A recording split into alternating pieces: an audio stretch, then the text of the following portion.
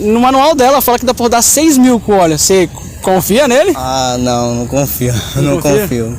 Mano, com quantos km você roda com o óleo da sua moto? Eu rodo 2.000 km. 2.000 km? E por que você roda nessa risca? Porque a Yamalube, Yamalube você usa? eu uso Yamalube. No manual dessas motos fala que dá pra rodar entre 4 a 5 mil km. Você confia nessa história? Confia no manual? Não confio, nunca confiei. Por isso eu rodo 2.000 e troco. Você acha que é a ideia de fabricante só pra vender mais moto? Talvez. Talvez, né?